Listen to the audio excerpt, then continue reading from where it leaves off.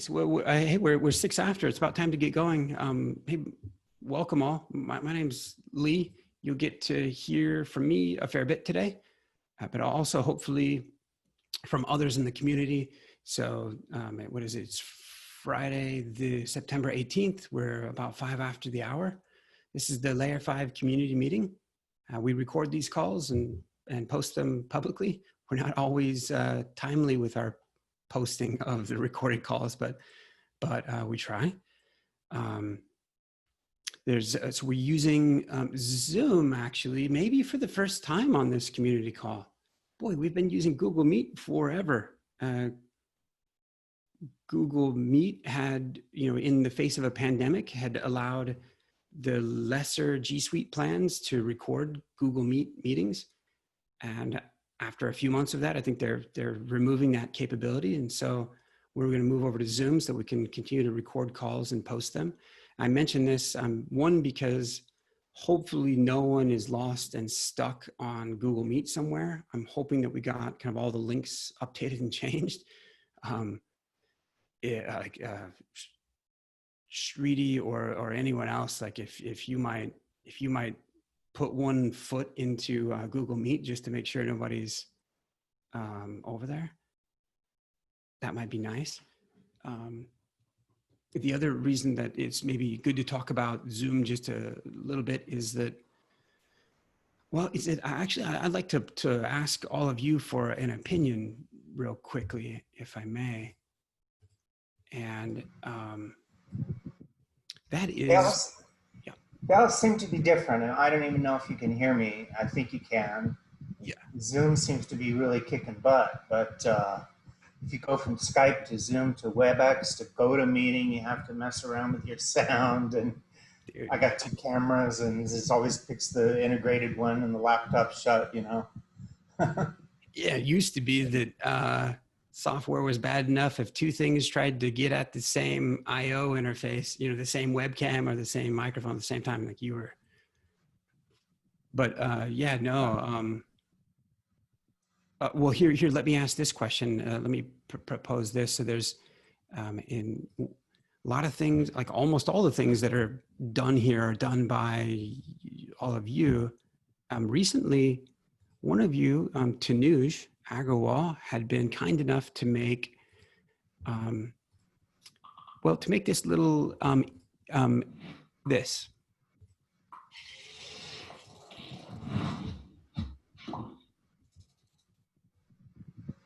And that little animated intro, like, for my part, I don't mind giving up 10 seconds of my life every time I see it. Like I really like it. It's nice. I feel like it officiates and sort of uplifts our the things, the discussions that we have in the various meetings that we have. The reason I'm bringing it up isn't to thank Tanuj for that for the 20th time, but is to say part of the reason that not all of the recordings get up as quickly as they could is because we take a minute to tack on that animation on the front and back of each of the videos. If we didn't, we could just do direct to like YouTube Live, like right now, and there would be less administrative overhead of just clicking the button, and we don't have to go back to edit video and add. And so my question to all of you is,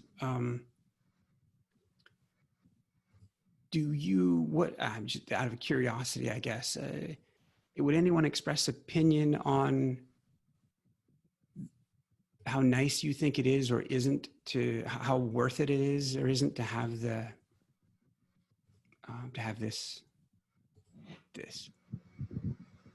Well, I like it, and it's free if you have less than 100 users.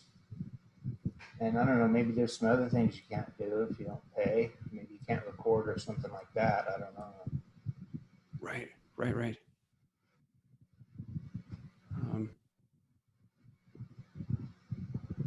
Any other thoughts out there?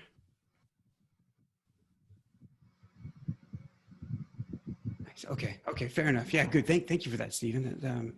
Yeah, and I'm totally with you. I was just a side note, I was just cleaning up one of the computers at the house the other day, last week, and my Lord, there was GoToMeeting, there was WebEx, there was all the ones you prattled off, which is so very good. Hey, let's see if we can get into some good healthy topics. One of the topics, actually, let me stop sharing here. Seeing Stephen reminds me of this, and that is that we have a tradition on our calls. Hey, if it's the first time for you on a call, it's an excellent time for you to get to know the community and community to get to know you. And Stephen, I'm eyeballing you right now. I'm eyeballing Clement, who's on as well, and as well as Harshita. Everybody shut the cameras off. Yeah. And so, yeah, actually, Stephen, if you don't mind, just a quick, yeah. Sure. 29 years into a career. I'm an electrical engineer, but I went straight into IT back when they were 300 baud modems, and don't think Al Gore ever thought of the internet. It was DARPA. But yeah, I worked for Martin Marietta, and then I moved to New York and worked for a lot of different banks. About half the time consulting. It seems like the pendulum swings, you know. Everybody wants consultants, and then everybody wants full time. So, but now I'm, I guess my title is a senior cloud solutions architect. Oh, yeah. Oh, very good. That varies, you know, whatever job you're doing. It's a lot of IAM type work, a lot of Azure type work. Security is very big. You know, there's what I call macro security, you know, which has been around quite a while. Maybe not packet shapers and Layer5 firewalls and things like that, but you know, the regular type of security has been around a long time. But now we're like in microservices and JOTs and OAuth2 and OIDC and the challenges that brings into legacy type applications and hoisting them in the cloud without just doing a lift and shift. So that's about me. Oh, nice. Yeah, very good. Oh, very good. So sort of a +1 to the earlier time zones. We've been trying to find the sweet spot of where all of our time zones overlap, and there isn't. But Stephen, actually, maybe I'll jot this down maybe as a separate topic in today's call, the notion of defense in depth and sort of the layers of security that you're talking about. Kind of I'll bite my tongue, but I think that there's some things to chat through in there. So, very nice to have I know there's 7 in the OSI layer, and I know about layer 2 because that links up DVI and routers and things like that. Layer 3, TCP/IP, and then layer 5 is more into the packets and what they're actually doing, right? Like the web-based firewall. Probably showing you some ignorance here. Oh yeah, no. And we all know which layer is the best layer. I mean, that's oh, nice. Oh, fair enough. Very good. Very good. We had a couple of other folks on the call, maybe for the first time. Samson, if you're there, do you mind saying hi? Doing a quick introduction. Okay. Hi, I'm Samson, and I'm happy to be here in this community. Yeah, although I'm kind of a newbie to all this DevOps kind of stuff, mesh network, but looking at the repository and I also watched the video on YouTube about the introduction of Meshry, and it was really cool about what it wants to bring into the DevOps world. Yeah. Nice. Oh, very good. Very good. And Samson, you're joining from where are you physically based? Okay, I'm in Nigeria now speaking. Oh, fantastic. Very good. That's nice to have you, Samson. This is good. Yeah. Oh, Clement, if you would. It's nice to meet you too. Oh, wait, say that one more time, Samson. Yeah, I said it's nice speaking with you. Oh, yeah.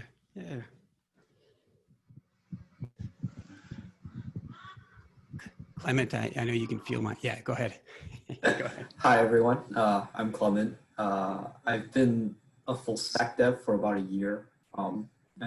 Similar to Samson, I don't know a lot about service meshes, but I'm kind of interested in understanding the architecture of the whole thing and getting into open source a bit more. And I'm also motivated because at work, we're kind of moving from a monolith to trying to break out things into services. So that sounds fairly related, microservices, to this as well. So yeah. Oh, very good. So Clement, now that I can enunciate it, it's just Clement, right? Like it's not, you leave the T is silent.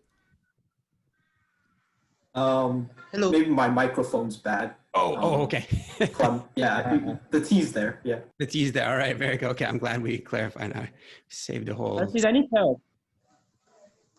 My friend wants to join, but I have not yet seen the link. Like for me to join this meeting, I got to get the link from my calendar, but I would love to have the link in the comment section.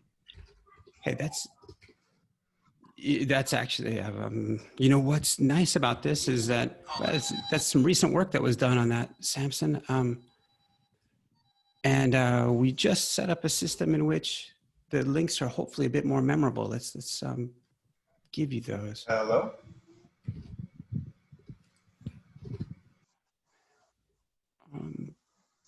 The link for this call is it's meet.layer5.io/ what is this one? This one / community.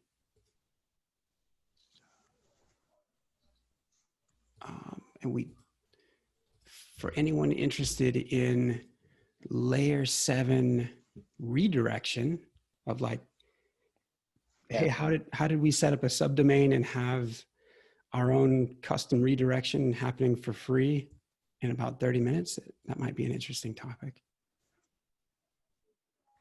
But yeah, Samson, thank you for inviting others. It's great. And then Clement, where are you dialing in from? The Pacific Coast. Oh, nice. Okay, very good. All right. Harshita. Hi. Hello. Hello. Yeah, so I am mostly into front-end development, and I'm still learning about service meshes, and I really enjoyed coming here. You were very welcoming. Thank you so much. Yeah. Awesome. Very good. Okay. Oh, nice to have you, Harshita. I know there was another. Well, has anyone else not introduced on a call? Pratik, I don't know if you've had a chance on this call in the past. No, I haven't introduced myself over here, but I have introduced myself in newcomers one. So yeah, hi everyone. Thank you all for joining over here. I am Pratik. I am from India. I am mostly into backend development and anything into technology. I have been in Layer5 community for like last one week or so. And I'm absolutely having a great time over here, like interacting with everyone and learning new stuff every day.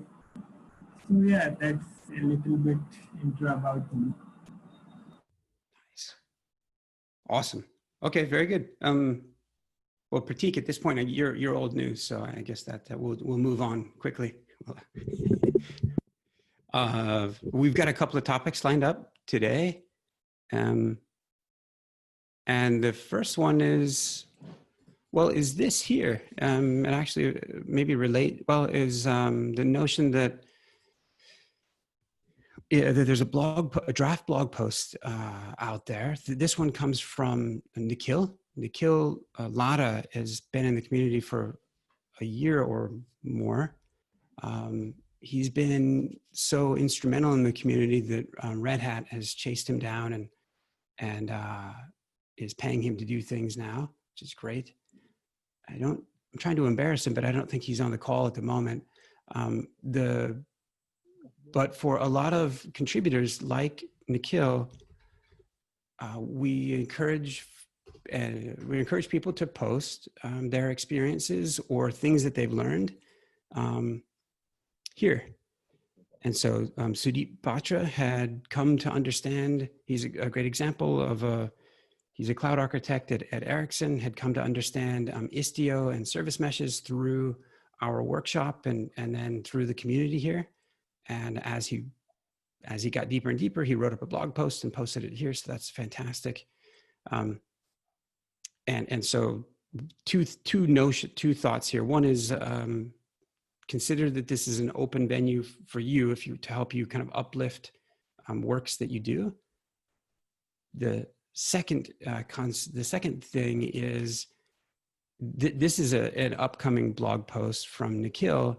Each of the blog posts, this one so happens to be about just Nikhil's experience in the community and things that he's learned and what it means for him to be a meshmate. So we should probably highlight that real quickly. Some of you are familiar with the notion that there's a collection of individuals who regularly dedicate their time to, well, onboarding newcomers and making sure that people are able to align areas of interest or areas of passion with any one of the projects, or basically to be able to find a foothold on a project. And so meshmates are people who've stepped up and are kind of and perform that role. Nikhil is one of those. He's writing up his experience about this. And so, but every time that a blog post is made, there needs to be a graphic, some sort of image that goes here. His post is missing one at the moment. So I'm highlighting this as an opportunity for anyone in the community that is UX or UI or graphically inclined. Clearly, you don't need to have much talent if you take a look at some of the examples of the images that we've used in the past. But there's something for anyone who's interested. So the link is there. Very good. Next topic. Kush, is he here with us? I don't He's see him. not. No, okay. All right, we'll ping him and see if he can join a little bit later. Next up is Mark. You are working on a video documentation system. Yes, And- Lee. Hello, everyone. I'm a backend software developer working on operation support system for telecom industry. Now I will try to give a quick introduce about the video doc system.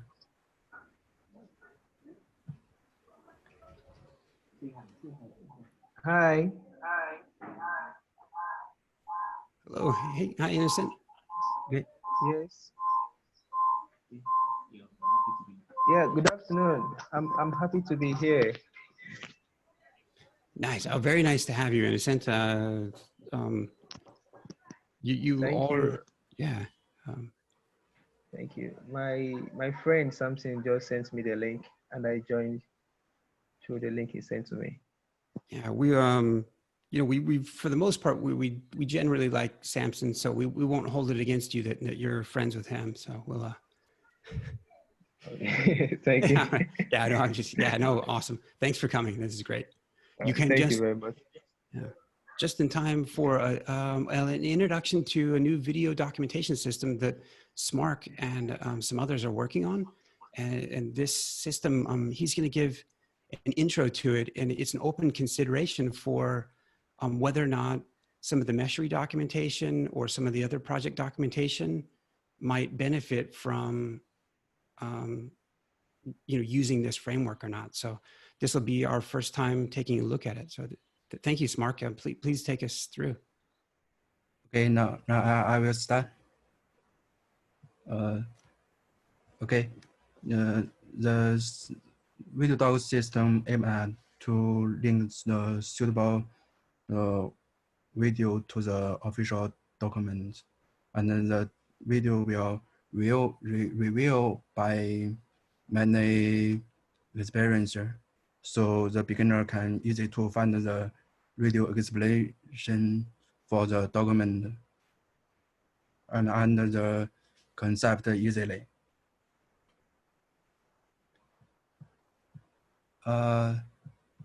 This is a link about the video doc in integration. If one page integration about this JS, it will show the link. If we click here, it will link all the video submitted by user and reviewed by more experiencer. So for more document, the beginner can find the video explanation and try to learn the concept easily. Now I will try to introduce the flow about the review and submit. Now this system based on the GitHub issue. So if someone submit one link, the reviewer can review the link. If it's good enough, we will close the issue and give a suitable label. Then this link will show in the document page here. If some link not so good for the page, we can try to remove. Oh, sorry, we can try to make it better.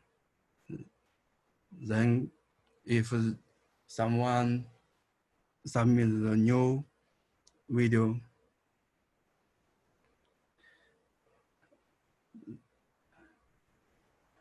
okay.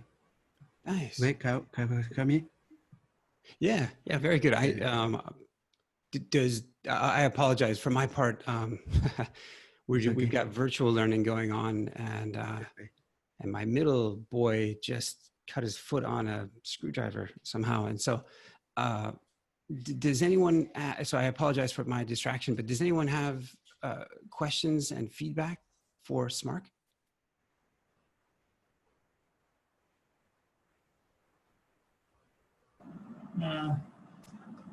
So like, how does the review system work? I guess you could just elaborate a little more on that. It would be great. I find this project great. I would just like to learn like how do you check the review, like document optimize and then do that stuff. That looks something new.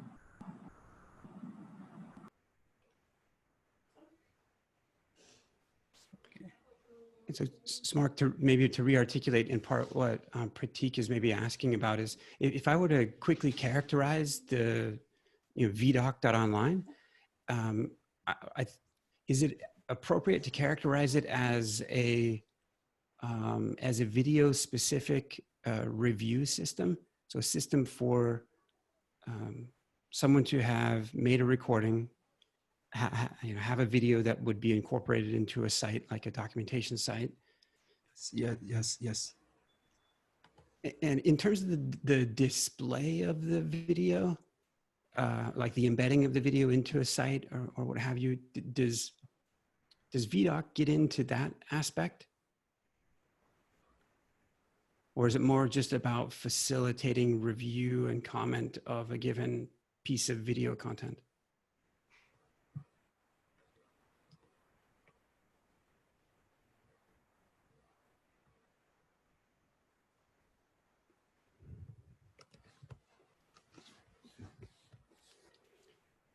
And so Smart, let me rephrase a little if I could. Or let me ask it in this way. How much different is the VDoc system from submitting like a pull request for an update to an existing documentation page, and that pull request including a new like YouTube video to embed or to link to? The flow, yeah. Okay. Now this project just initiative. We try to complete the from some open source project document team. We will try to invite more people to join. Yeah. Got it. Yeah. Pratik, did that answer your question? Or you, what other feedback and questions do you guys have for Smart? I guess I'll have to just look at it once before. It's great that somebody is doing something. He's doing this thing. It looks great to me.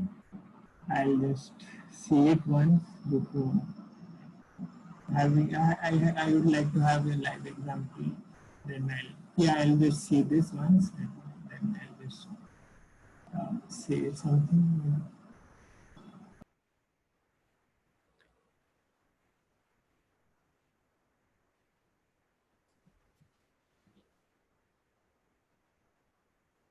Nice. And so right now the Jekyll is supported as a framework, it looks like.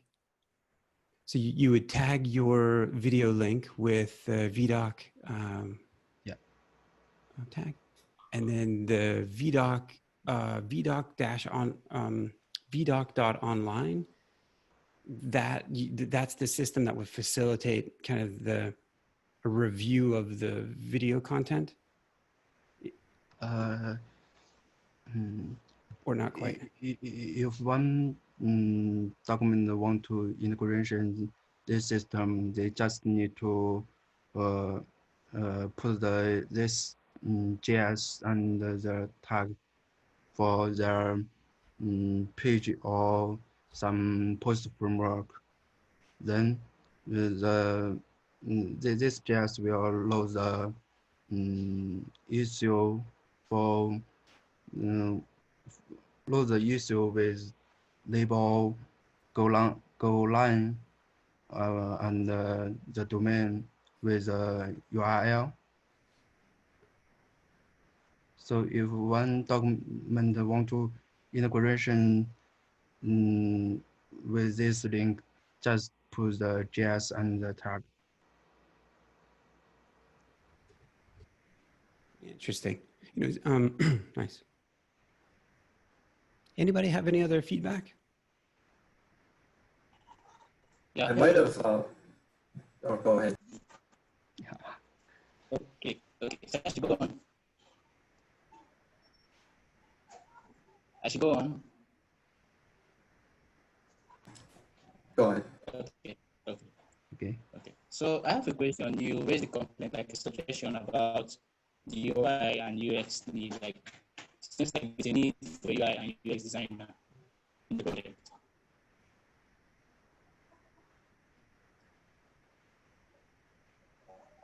Yeah, I'm asking. Sorry, Sam, I cannot clear your success. Okay, can you hear me well now? Yeah. Okay, so I asked, is there a need for a UI and UX design on the project, like for the website? Yes, anyone can try to join with Slack, and we will try to invite the official document team to try to review the video for the document. Okay, thank you. Thank you. Hi, Smart. I might have missed this, but how does this relate to Layer 5? No, no, this is not related to layer 5. We just to try to introduce this for layer 5 to integration. Now we are just in native. Maybe this is a style.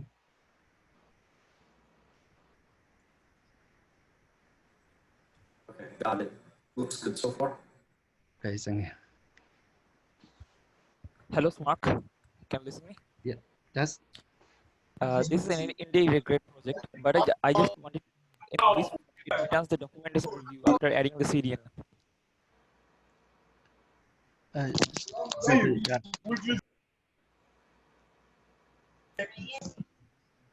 Can you repeat? Okay, so I asked you that in which form it returns the documentation review after adding the CDN that you just see over there, the JavaScript file over there that we are including. Like, does it open in a new tab or something, like in a pop-up something? No, we just maybe we just put this just on the CDN. Okay. All the logic will on the GitHub issue. No, I went through the repo, but I just wanted to know how does it returns the feedback, just like if I'm adding that to my video and that element ID, so how does it return the review? Does it open a new tab or something like that? Sorry, Billy. I cannot clearly understand what you want to see. No, like I asked that if we add this to the video, like if we integrate this in our project, so how will we receive the feedback?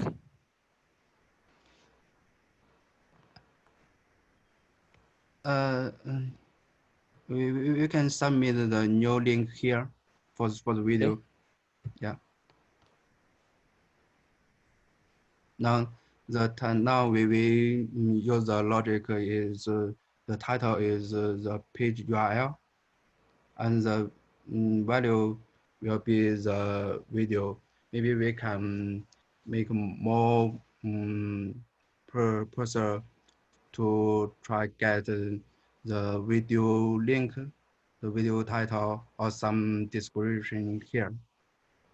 So if now we can see the label need review for some domain. If this issue create, the reviewer can review the link for the video. If the video suitable for the document page, they some use maybe 4 or 5 people review, so that this is good for the page. Then they can try to remove the need review and add a new label and close this issue.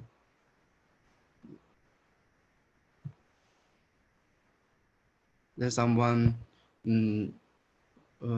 access the video page. No. Someone access the document page. Then click the doc link. With doc link, it will show here. It's okay. Nice. Yeah. Okay. Yeah. Very good. Well, very good. It's probably time to move on so we can hopefully get to Kush's demonstration as well. So Mark, thanks for staying up to come present the project. I think I have a sense of the value that you guys are trying to provide around content review and kind of a system and a framework for that. So I appreciate it. It might be that, yeah. So anyway, folks, if you have more feedback for Mark, he's in the Slack channel. Please hit him up. Anything else? Really. Yeah. Nice. Okay. All right. Kush, are you on the call? I think you've got the next topic. And he's not on the call, although he might be joining. Okay, well, he's not on the call. Let's take a look at what else to chat about. There's a couple of things that, a lot of stuff going on in service mesh land. As a matter of fact, Kush was hopefully going to demonstrate this. I'll give a spoiler alert. So that's the wrong, I'm sharing the wrong screen. Sorry, so as we transition topics, thank you, Smark, for the demo. Just to be clear, Clement, great question. Smark is a member in the community and is kind of working on a project that could potentially be useful to some of Layer5's documentation, and so we figured, you know, it's good for him to present that on the community call. Of the last 20 minutes or so that we have left, a number of things to chat through. So so Meshry is the biggest project that a lot of you focus on. One of the feature themes that Meshry has is about performance management. One of the ways in which it helps organizations, helps individuals assess the performance of their service mesh is by providing easy to use or repeatable tooling to perform those assessments, to generate load, perform statistical analysis on that load. Right now, the Meshry as a tool will leverage a couple of different load generators, leverages Fortio or WRK2, and it gives the user preference in this way. Kush Trivedi is a Google Summer of Code intern that's been working on the project for some time. Part of his project was to add support for a third load generator. There are some reasons why people want to have choice around their load generators. Load generators themselves, well, very briefly, there's a couple of different classes of them. There's closed loop load generators and open loop load generators. That's probably a discussion for another time, but each of these load generators will also facilitate, they also have their own algorithms for doing statistical analysis. And depending upon your opinion or your perspective or your environment, you might want to use one versus the next. So that's a point of interest. So that's part of why Meshry has support for different ones. Part of the reason that Meshry is bringing in support for Nighthawk is maybe a couple of things. One, Fortio is a load generator that was sort of born of the Istio project. It's its own open source project, Fortio, but Istio had been using it for quite some long time and is still using it. The performance and scalability team of Istio is looking at leveraging Nighthawk, which is also a recently written load generator over the last few years. Nighthawk is born of the Envoy project. Nighthawk and WRK2 are C++ applications. Fortio is a Go application, which is also easier for Meshry to pick up Fortio originally and use Fortio as a library, since they're both Go applications. Sort of the third or fourth reason, or so anyway, Istio's looking to move over to Nighthawk potentially. So I forget the count of reasons, but probably the biggest, most intriguing thing as to why Meshry is integrating support for Nighthawk is because we're working with the Nighthawk maintainers to support distributed load generation, which means that today, if you take Meshry and do a performance test, Meshry will generate load from a single source and aim it at the endpoint or the destination that you'd like to hit with some load. Tomorrow, quote unquote, or when this project is done, Meshry will ask you a few other questions as to whether or not you'd like to deploy multiple instances of a load generator, maybe on different nodes in your cluster, or maybe in different places outside your cluster, so that just like in the real world, where you don't have a single source of requests necessarily. Sometimes those requests, a lot of times those requests, sort of conventionally in a Kubernetes world, or in a series of microservices, you might have requests coming in through a gateway, and those requests can get funneled in through a single point and begin to flow through your system. If you think about it, if you've got, and so in that sense, like having a single sourced load generator isn't such a horrible design, because you do have oftentimes load being funneled through one gateway or through a couple of sets of gateways. And so then you might ask, well, why is it important to have to support distributed load generation or distributed load generators? Well, there's a couple of things to think about, and I'd be curious for thoughts that you might have on the subject now or as you contemplate it later. So in our new world of distributed systems, microservices running everywhere, we live in a distributed world, but our performance testing, our performance management isn't necessarily always done with it in a distributed way.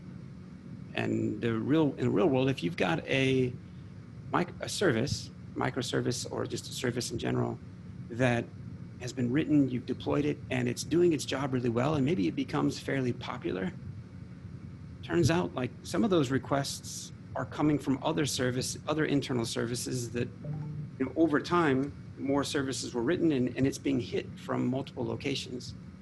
Yeah. We had that problem, big problem, on a project when I was at McGraw-Hill. Education, we were doing the government testing on Unix machines, Sun Solaris and Oracle RAC on ASM and Coherence.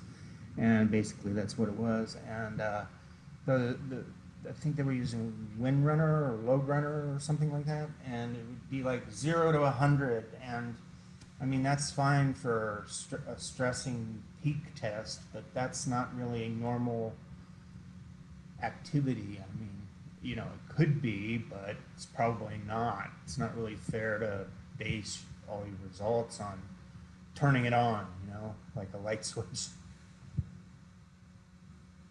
but you got a good point that it also comes from all different directions. So you're not going to have particular bottlenecks that you would have if it was singly sourced. Thank you for I agree. I'm trying to bring up some notes to kind of reinforce some of this thinking, which is to say there's well, I guess let me introduce another project here that is built in and around some of the things that Stephen is saying. This other project is another one of this community's projects. It's if you're familiar with SMI, Service Mesh Interface, and that being a specification, SMP is also a specification. And it's a bit younger, but in about 7 weeks, it will probably be in the CNCF. We sort of created it to go in the first place. This spec, SMP, Service Mesh Performance,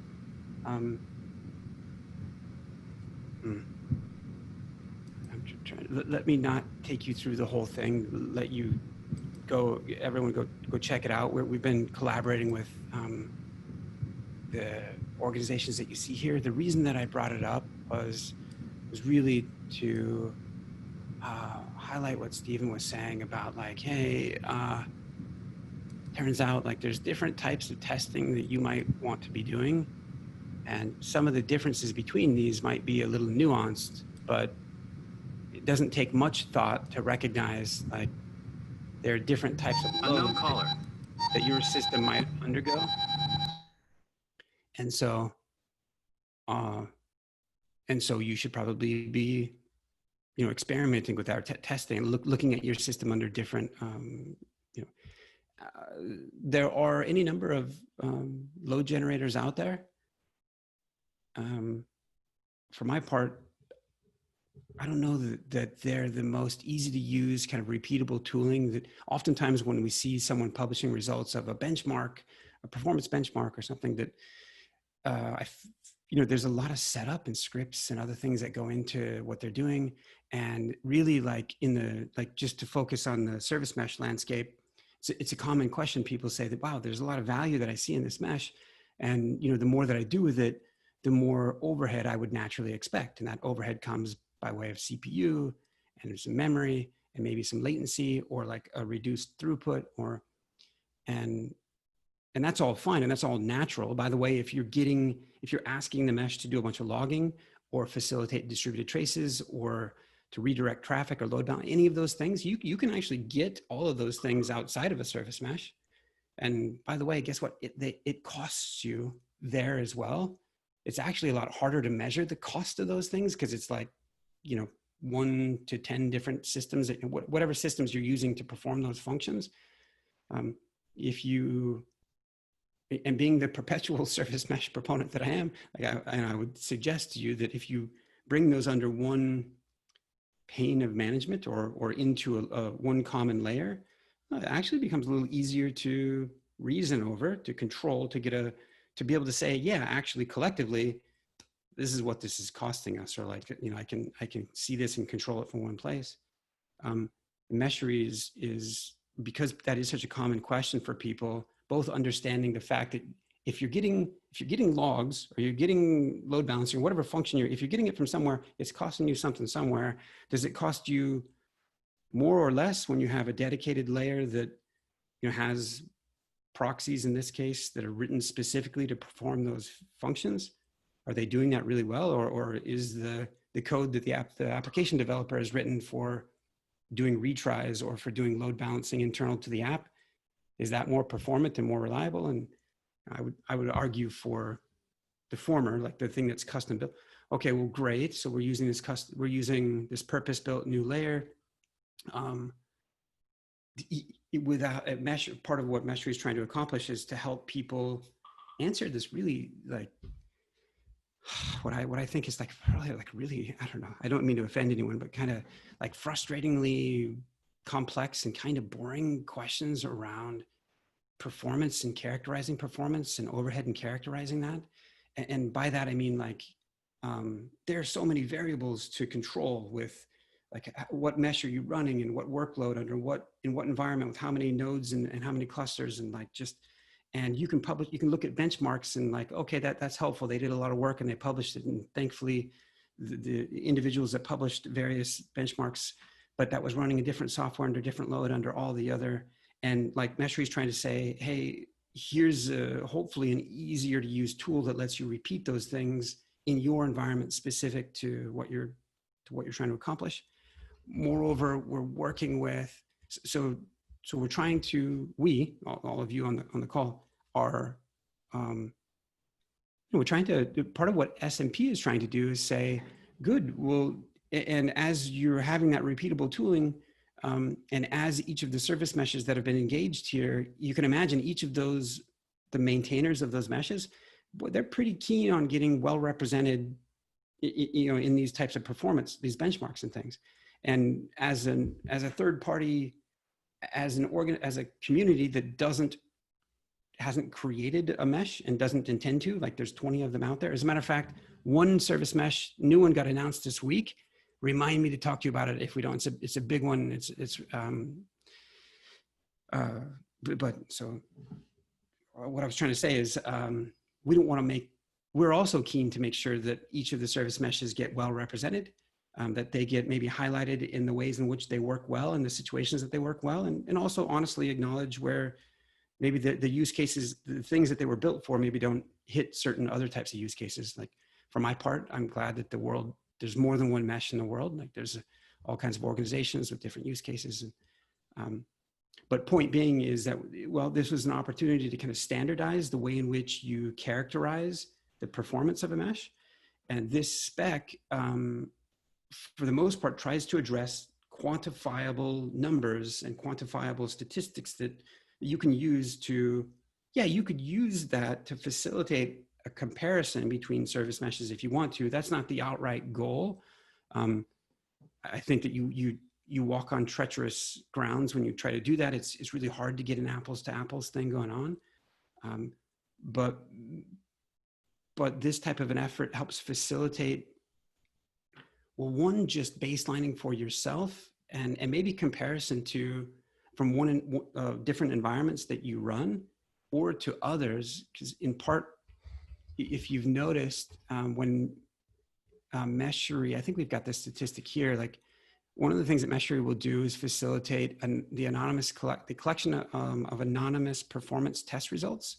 And so a little over 1,000 have been run to date and sent in to an AWS free tier T2 micro instance that's just collecting the results, so that in collaboration with some of the academic partners that we would go, well, try to see what we can understand about, to answer any number of questions. One of the ones that I'm really interested in is like, just sort of universally, how do you know if you're running a mesh very well in your environment or not? Like what, just generally across the 1,000 and something tests that have been run, what is the common overhead? Are we looking at like, what's the ballpark? Are we looking at less than 10% CPU? Or are we looking at more than that? And I say ballpark because, and that's why we have a spec, is because there's so many variables.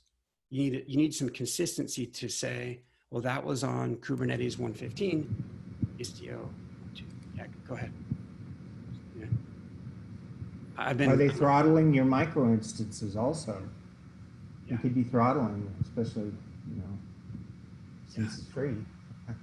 Yeah, exactly. Yeah. And are you like actually, we gave a talk at KubeCon EU just a couple of weeks ago on like kind of that specific thing that Stephen, you're giving like all kinds of, you need to come on the calls more often. You're just queuing up all these interesting, for me, very interesting.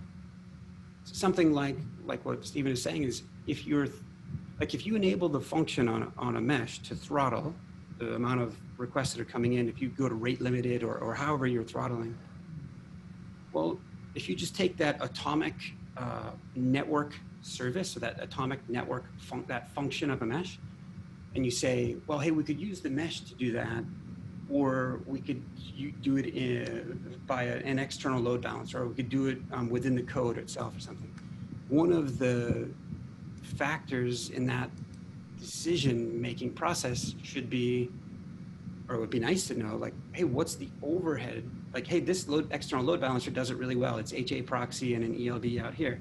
Or maybe it doesn't. Maybe it's not close enough to the workload or whatever. But part of that decision is, what's the overhead of that? What's the cost of that? And it's both cost like financially and cost in hard terms. This spec is, the talk that we gave at KubeCon EU was trying to identify, like, for any given specific service mesh function, to be able to, in an atomic way, say, well, this is what that's going to cost you, such that as you're designing your services, you can say,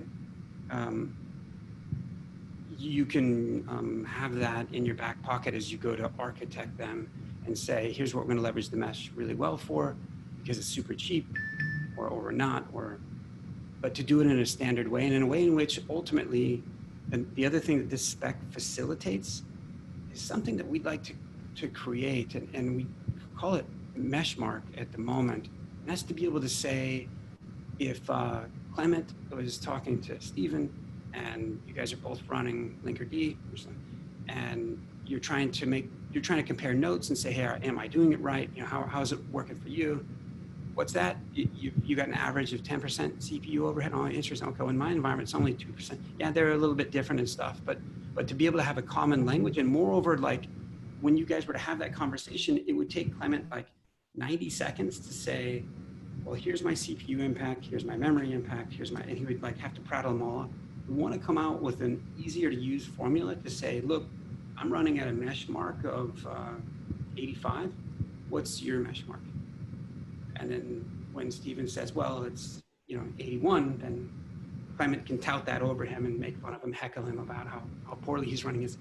Actually, I mean, that's not the point, but my point being is like to be able to use some easier language and some common language to say, Stephen would say, well, yeah, well, we're running it.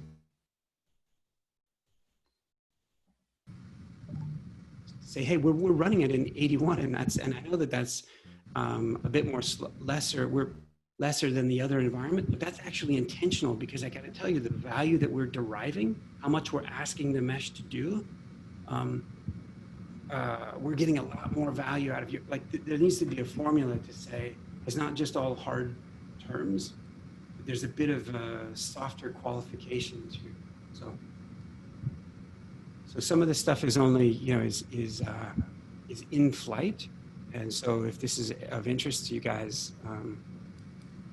jump in and help with trying to steward this.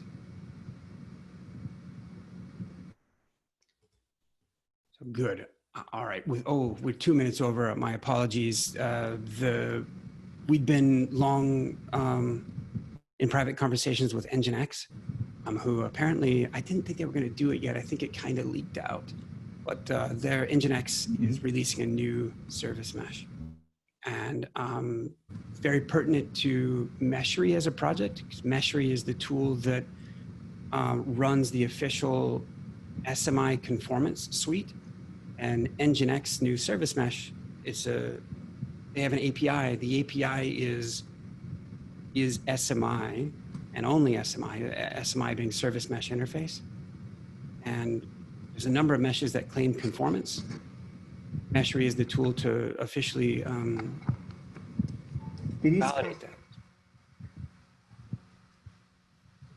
Dumb question. Do these conform to like Open API 3.01 and Swagger, and is there a commonality there, or Yeah, let me. I think there's some good news and some bad news. The good news is that with as many service meshes as there are three standards or three abstractions that have come together.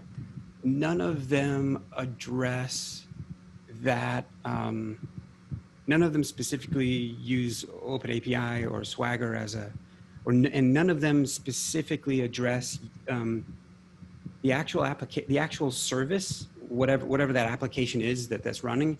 They don't address it or those as much as they address the service meshes themselves. And so these are I'll put this link out there since we're over time. These are the three that are. I'll put this in the meeting minutes. NGINX service mesh and. With that, anyone have anything else? I don't want to get a bad rep for making everyone late for their next call.